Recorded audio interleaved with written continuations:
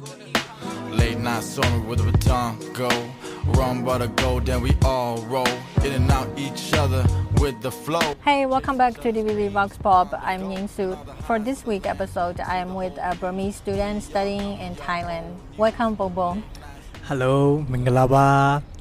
Thanks for inviting me, Manyingsu. Can you briefly introduce yourself? You can call me Bongbong. I'm from Myanmar, and right now I'm studying at Chiang Mai University, Bachelor of Social Science and Sustainable Development International Program. I haven't been here for a long time. I just arrived here June. I assume this is your first year. So why do you choose social science? Because social science is related to the subject I am actually interested in. It's quite funny that my very primary interest is music, but as an Asian family, my parents say, no, music is not good for professional work, so choose another. And then I told them I'm interested in psychology. And they said no. And then okay, I looked like okay, which subject is a bit related to psychology, and I found social science. It's really interesting, because basically I'm interested in people, the way how they think, how they behave, how everything around our society becomes what it is. So I'm very intrigued about it. And then also social science encompasses a lot of fields. It includes politics, psychology, economics, anthropology, etc. So I had the idea what about I study social science as a bachelor, and then why in this 4 years I know there are many branches, so after 4 years I will know which fields I would like to specialize, and then in master I can choose like that. I told that idea to my parents and they said okay, so I chose that.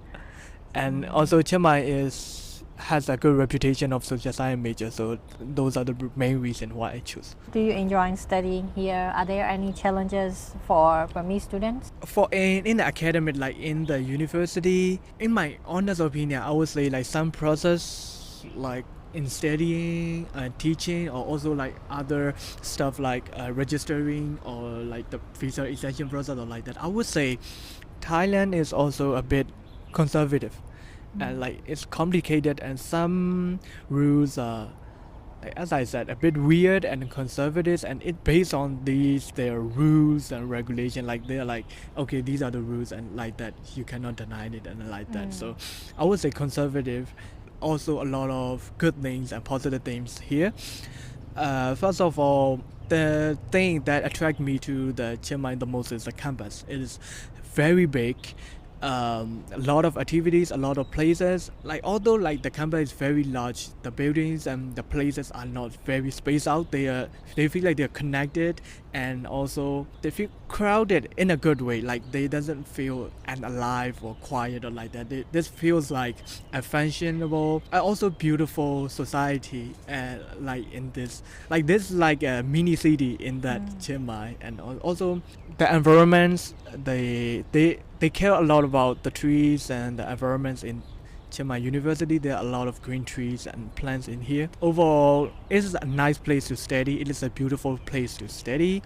Is there any differences between Thai student and the Burmese student, and is there any discrimination on that? The one thing I noticed the most is from our Myanmar people eyes, the Thai student in university feels like high school students. What I mean is they are mostly polite. They are very polite. At least in front of the people and in front of the public, they know how to behave well, and they always look for the other people. They are very kind, very friendly, very polite, and very soft. In Myanmar, most of the students don't even study in university. And they are, I don't know, they are proud of themselves, okay, we are not high school student anymore, we are at university, we were leave the school, absent the school, etc. But here it's not like that. They just feel like school, and also they wear uniform, which is I personally don't like. So yeah, this feels like, I don't know, like they feels like very kiddie. How can I say? They feel like a young people from our Myanmar people's eyes, you know.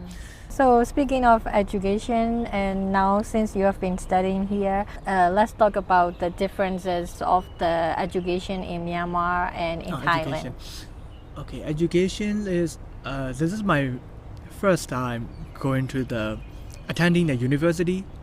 I don't have any university experience in Myanmar, and also this is my first time studying at another like foreign country. So yeah, there are a lot of differences, like in a good way. Like in here, we are very encouraged to read, like, which is a very good thing. You know, we don't need to study by heart. You know, there are also some restrictions and like marketing schemes or like exam, but they feel less restricted, and you know, most of the classes and the lab questions exam in here are based upon our critical thinking rather than our memorization, which is I really like. Yeah, overall we have to read and think a lot. Yeah, So it's not like the Myanmar education. We don't have to memorize by heart and write it in very precise way. And Yeah, so yeah. in here it's not like this. Until now, like I find I'm very lucky that I keep in touch with this education, but it's still very hard for me to adapt it because I've been in this Myanmar education system for like 10 years, like studying by heart and not encouraging the critical thinking. So Yeah. when I get here and when the teacher asks me like, why do we need to study blah blah blah, or what is that, and when we are asked like this like provoking questions, we feel confused, like oh, we haven't thought before. And also like that, I also feel like we cannot study by heart here. Like we cannot literally, because there are many information and we just have to read and think. So after I've studied, like in here, study means here reading and thinking, and like I feel like, oh, do I insecurity, like do I really get this? We only know the context of the subject only after we have studied by heart. But in here we cannot do that. So like I'm confused myself. Do I really get that or not, or like that? Yeah.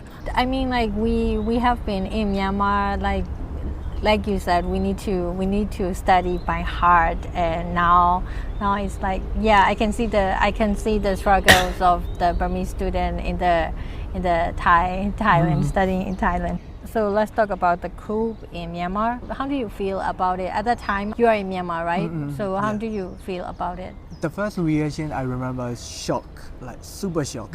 Like we heard some rumors of like the coup what happened, like in the previous month before the coup happened, but we didn't think, oh, it is impossible, but it happened. And my first reaction was it was very hard to accept, and but when we are sure that it really happened, like we feel hopeless, and also we feel very afraid. First of all, like military has been like ruling our country for a long time, but in 2010 there's been a transition from like authoritarian to democracy, and then the NLD got elected, and the government came back, and also almost every aspect of the country liberalized, and there are more chances, more opportunities, more freedom speech, also like almost everything in our country feels like, as I said, liberalized and more up to date. I'm gonna say up to date with the war, which is a really good thing. And so we had many hopes. And then like we heard this like coup happen, and we feel all of our dreams and hopes were destroyed. And also it was a very tragic and depressing era, because there's been revolutions and protests, and then the military cruelly killed like many protesters.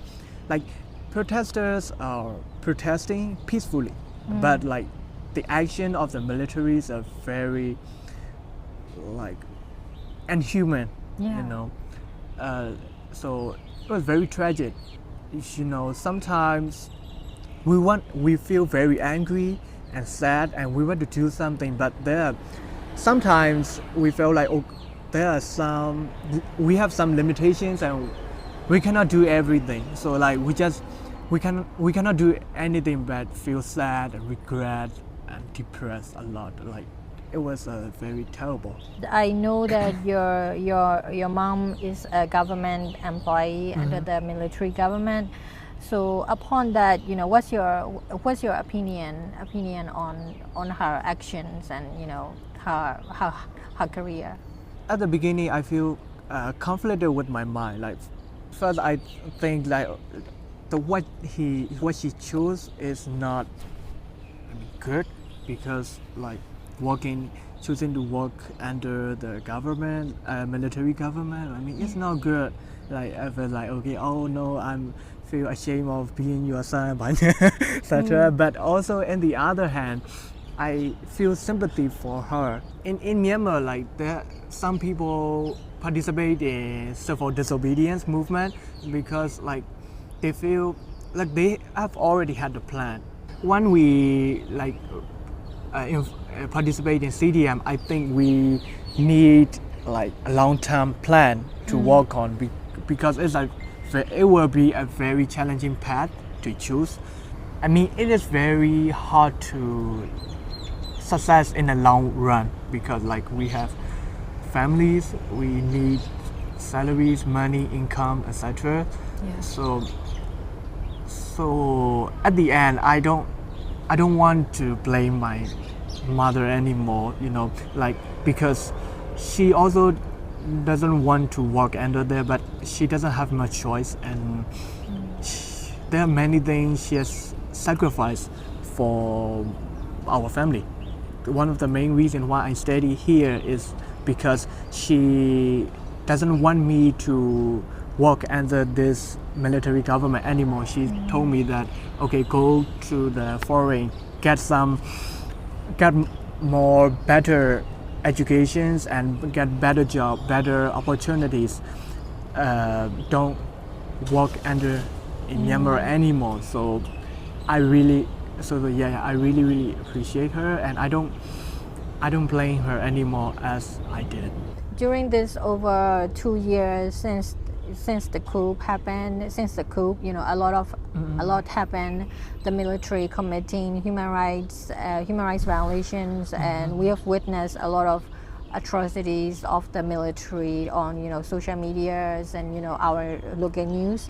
So, and also they are like, you know, burning down houses and killing innocent civilians. And on the other hand, people participate in their own way as a part of this revolution. So my question is, how do you participate in this revolution? And also your mom is working under the government, and, you know, how do you participate there? First of all, I donated to the people like PDF or the people who I need, like the villagers, like whose their villages abandoned, like that. Whenever I had a chance, I donate them. But also like since my mother is also under the government, so I cannot do very often, although I want to. Like there are sometimes I need to be very extra careful, but whenever I had a chance, I try to donate them and also help them like in every possible way. And also at the beginning of the coup, like we hit our pot, steel pot to at night. It's like a revolution. At 8 p.m., all the people around Myanmar hit the steel pot and make noises like it symbolizes of we are revolting the military, and also like what can I say? It means like get out military like that. It means that. So I participate in that movement every night. What do you think of Myanmar's future? First of all, in my honest opinion, this situation happening in Myanmar has also happened before. This is like history repeating again and again and again. It's like, in the basic form, it is just the people who have power fighting over their power, and they trying to retain their power. They try to get their personal benefits, and when they don't get, they argue, they fight each other, their wars becomes, and then the only people who gets hurt are the civilians. It has also happened in the history. So yeah, this is also like history repeating again, as I said. But in the future, I don't know that much. So thank you for sharing your story and Thank you. yep, thank you. เลิกไปฟรีดอมเชียงใหม่คือที่เกิดและที่นอนกูไม่ชอบขอพรเลยมาเป็นคำกรแต่กูขอล่องลอยฮ่าฮ่า See you next, baby, see you next. So what's next? See you next, baby, see you next. Yo, what's next? See you next, baby, see you next. Yo, what's next? See you next, baby, see you next.